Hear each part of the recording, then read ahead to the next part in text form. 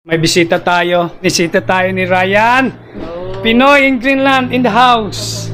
Yan. Request nyo. Oh, yung request nyo. Ako ngayon yung sinurpresa niya. Ngayon, isang punta ko lang, nahuli ko na siya. So, yan nagkita na talaga kami ni Ryan. Siya yung pumunta dito sa bahay. Buti naabutan niya ako kasi galing ako kanina sa Daday Falls. Daday Falls. O tapos, after ng Daday Falls, pumunta ako sa kapatid ko. Doon ako nag-lunch. Tamang-tama naman, pagdating ko rito, paupo-upo ako rito sa labas. Dumating si Ryan. Hindi ko pa nga namukhaan kasi wala akong eyeglasses eh. Pag mga ganun nakalayo, medyo malabo na yan. Farsighted. Oh, hindi ko na kabisado yung mukha ng tao kaya kailangan ko magsuot ng eyeglasses. So, Ryan in the house. Pinoy in Greenland. Yan, salamat po sa mga subscriber ni Filipino Czech Republic, si Japet, na nag-visit din sa akin sa video. So, maraming nag-request na magkita daw kami. Actually, sa totoo lang, ito yung unang meet namin na matagal na ako dito. Dahil yung buhay namin, busy kami sa labas. Busy sa labas, busy sa labas. Ng magandang future. Totoo yun. So, sa ngayon, nandito kami para sa bakasyon. At sa wakas nakita na din kami. So, salamat po sa inyo. So, what a surprising, no? Kasi kababayan ko pala si Ryan. Tapos mapapanood ko yung vlog niya sa Facebook kasi pinopost niya sa Facebook, yung may group dito sa aming barangay na pinopost niya yung vlog niya doon. So, napapanood ko siya. Pero hindi ko siya gaano kilala kasi ang kilala ko lang yung apelyido niya. Kasi nung umalis ako dito sa barangay, siguro maliit pa ito masyado si Ryan. Kaya hindi ko siya kilala.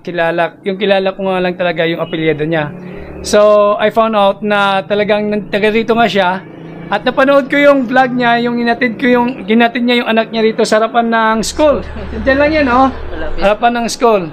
Pero at least ngayon, nagkita na kami ni Ryan. Yan. So, please, support us. And Pinoy in Greenland, subscribe. At sana magustuhan nyo yung aming entertainment sa inyo. Kailan naman yung sinishare namin yung buhay namin sa inyo, yung personal life namin sa inyo.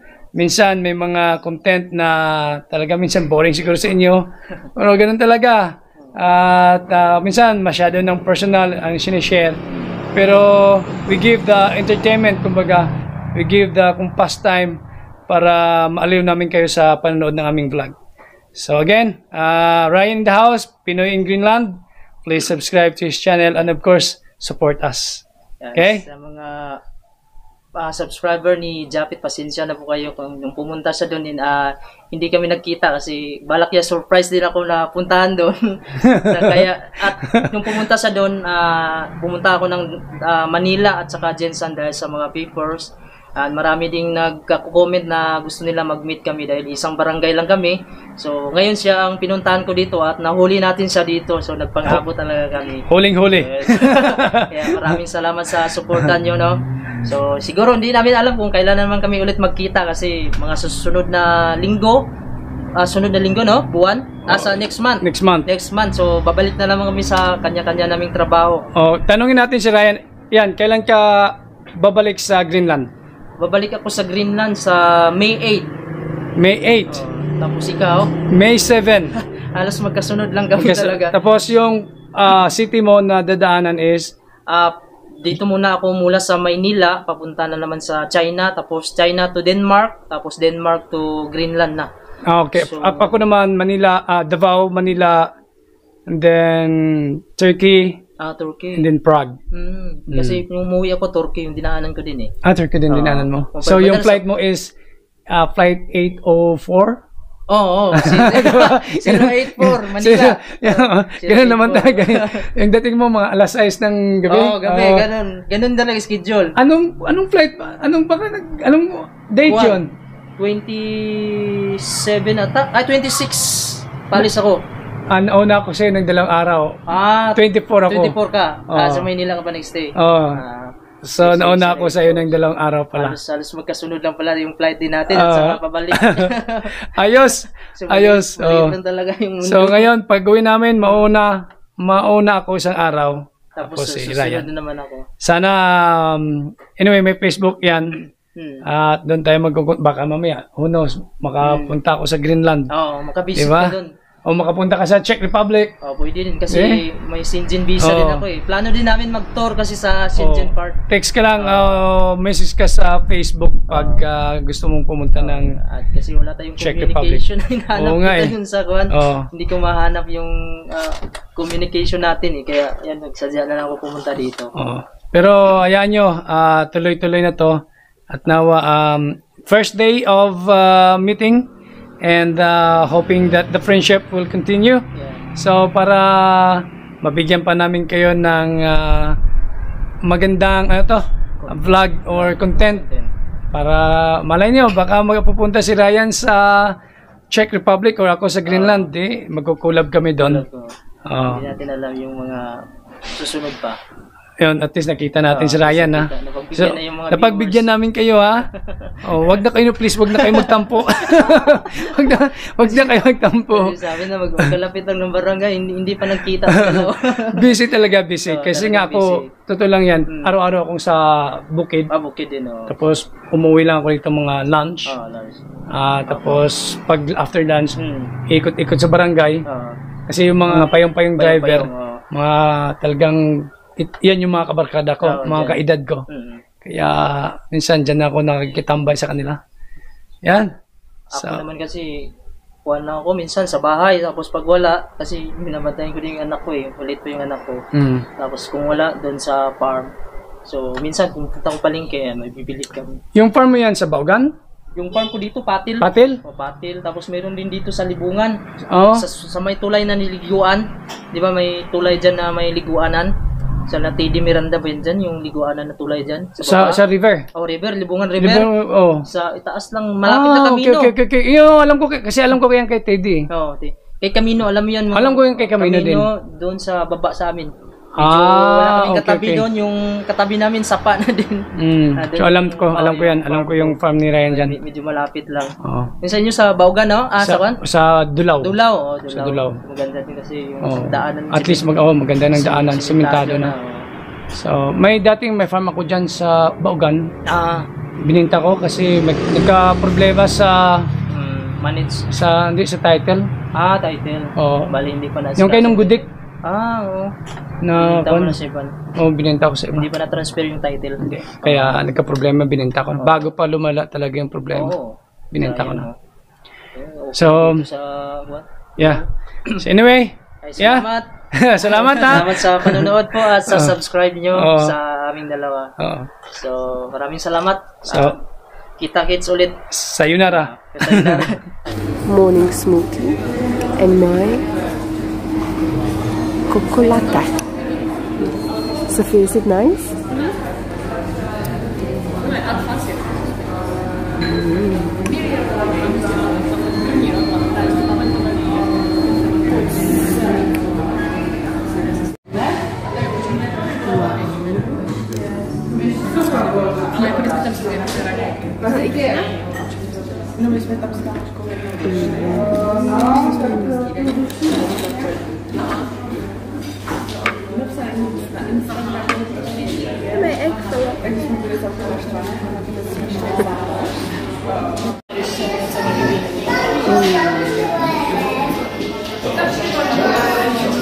This is super good.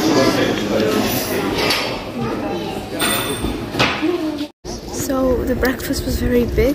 I had to even eat some of Mommy's because she had breakfast already. And only tiny small breakfast morning.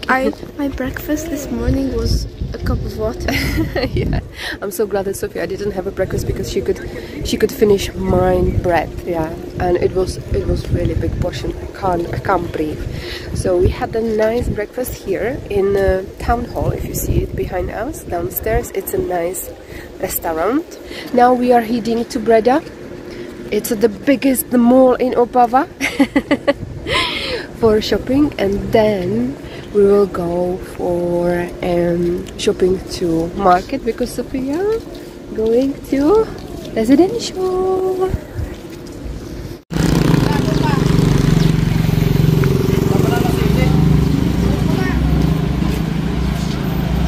Ito yung mga sikat na mga vloggers dito sa Dado.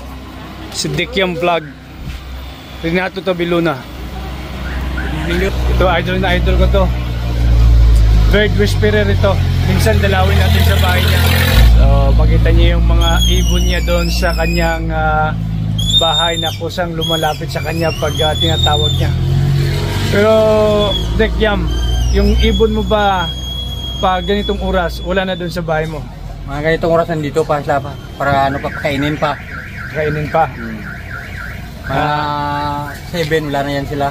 Ng umaga, ng ganitong mamaya, wala na yan. Lilipad na yan. Oo, lipad na yan. Magpasyala yan sila. Tapos mga anong oras babalik? Mga minsan tanghali, minsan hapon na. Tanghali, minsan hapon. Mga 4 to 5 p.m. Kasi pagka mga 5, lampas na 5 p.m. Saka puno na sila, taas ng kahoy. Ganun. So, minsan bisitahin natin si Dek Yam Vlog doon sa bahay niya para makita natin yung kanyang mga ibon na lumalapit lang sa kanya. Tinatawag niya na lumalapit sa kanya. So, ito, attach ko yung Facebook page niya at saka yung YouTube channel niya para kung gusto nyong masundan yung kanyang magagandang ibon, kung paano niya ano sa Tagalog yon, yung pinapaamo yung ibon, makikita natin. Minsan bisitahin natin si Dek Yam Vlog doon sa kanyang bahay. Makailan ka bakante, bro? Bukas. Bukas. Anong oras bukas? Bukas na ano? Hapon. Hapon. Sige, baka pupunta ko. Baka pa muna. Sige, abangan kita doon. Oo, sige. Sa linggo ng hapon. Sige. Kita-kits tayo doon mga boss. Oo. Yan. Dito lang ako patambay-tambay sa... Ito maganda sa mga taong ito, no? Nagba-vlog, nagpa-farm. Pag nag-aantay ng kanyang bukid sa yung kanyang farm, nagde-drive ka ba ng payong-payong din? Hindi. May binilang ako. May binilang. Ito si Renato talagang nagde-drive to ng payong-payong. Itong maganda rito, marami silang mga hanap buhay. Simpleng buhay pero rock. Yan. Sige. So, minsan punta natin si Dek Yam Vlog doon sa kanyang tahanan. Okay. Kita-kits tayo doon. So we are baking. Don't know how to call it. It's a sheep, a lamb, and then we're gonna slaughter it and eat it. Like this? Very good.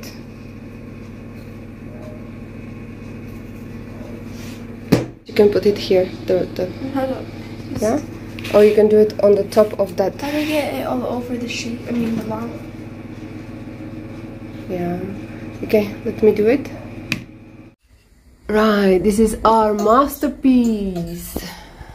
And we're gonna just cover it by chocolate. And on Monday we will eat it. Good morning! Mag-alas 5 pa lang ng umaga. Pero itong asong ito talagang sobrang lakas. Asong kalye namin. Askal! Dino! Dino! Ayan, dalawa yung aso namin. Yan, hindi nakatali kasi okay lang yan. Tame yan. Hindi siya nangangagat. Ito talaga nakatali ito kasi nangahabol ng tao sa labas. Kaya palaging nakatali. So, every morning, nilabas ko to para umibak. Pero sobrang lakas niya, kaya niya akong hilain. Dino! Yung isa yung mabait yan. Tahol lang yan pag ito nakalabas na. Yan. Tara, balik na tayo. Tara. Dati, takot akong lapitan to Kasi nga nangangagat to. Hindi pa ako kilala. Ngayon kilala niya na ako. Grabe, sobrang lakas. Come on na, tara na. Ilang tao na nakagat nito. Kasi biglang lapit yung pag hindi niya kilala tapos nilapitan siya. Nangangagat.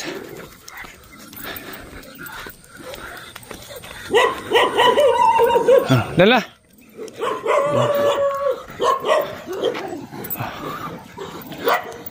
Yan, hanggang dito lang siya. Pag naka-lock na yung gate, okay na siya dyan sa loob.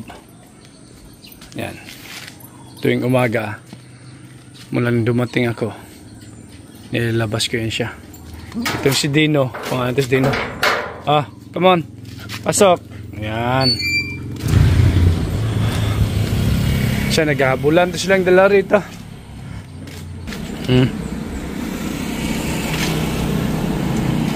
Kailangan lang hindi yan makalabas. Kasi delikado pag makalabas. Kasi nanghahabol ng mga payong-payong. Yung mga dumadaan na mabilis. Hinahabol niya talaga. Yung pinsan ko nakagat niyan. Hindi niya kilala. Kaya tinatalian na namin. Ito mabait talaga itong si Dino.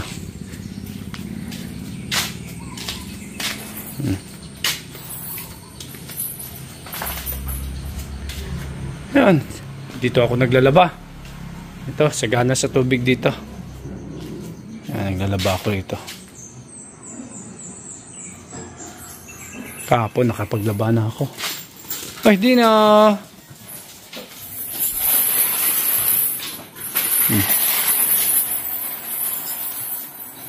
Oh, wag kang umupo dyan. Wag dyan, wag dyan. Ayun, bali. Kasi yung balahibo niya. Kaya tinutumbang ko itong kanito.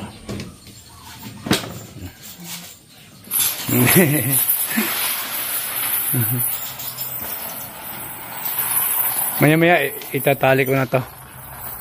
Kasi yung mga pamangkin ko ay biglang labas. Nakakalimutan ilock yung gate. Kaya itatali ko na to bago sila gumising.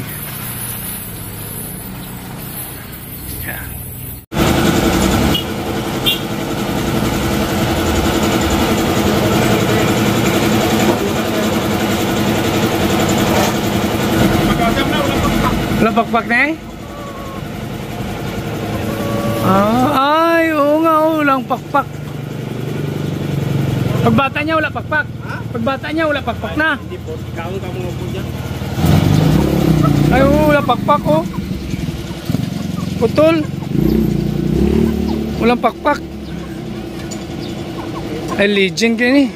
Dirasa no? Okay. Ito si Aaron. Vlogger din dito. Oh. Lahat kami dito vlogger na. Shout out kay Aaron Vulcanizing. May manok sa ito. Wala mayroon, wala agad-lagan eh. Wala man.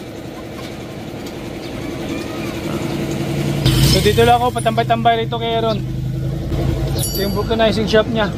Pinaka-latest. Ano ito ron? Latest na? Tire changer. Bright. Bright tire changer. Pag alis ko ito sa Dado, wala pa to si Aaron dito. First time dito sa Dado. Ito? Tire lang na siya kay Jim na pambuyay na lang. Butong. Ano Mike? So tinatapunan ni Aaron dyan ha, ng mga pako ha. Pako, pag flat, diretso sa kanya rito. Ayos. Ayos si Aaron ha. Binibisto mo yung ano natin ha. Ayos. Dito ako patambay-tambay kay Aaron dito. So, Rod, i-attach ko yung Facebook page mo sa aking vlog. Okay, good. Para kung, kung sinong gustong magpaturo ng paano magpaturo ng magbulkit ng tire or tubeless. Pag walang kita, magpuna na lang ang pagsusunan. Ayos.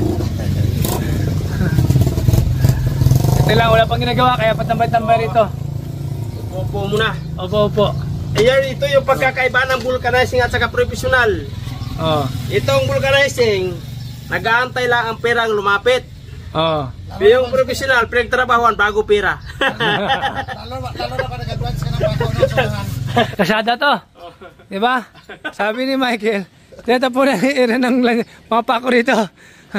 Pag drive mo, flat, diretso kay Aaron. Pakita mo, meron tayong katibayan dito. Dito, meron na ito. Ibinidya. Ito mga pako. Yan, marami, di ba? Ayos! Hindi, biro lang. Baka mamaya maniwala kayo. Biro lang. Yan ang gawain Malupit na gawain. Huwag tayo gumawa ng kalukuhan. Tama. Kasi Tama. Fair play to si Aaron, fair play. Yan ang Fair play. discarding matinik. Oh, simpleng vulcanizing shop. Oh, lahat dito tinatambayan ko pa. Walang magawa. Yeah. Oh, sige.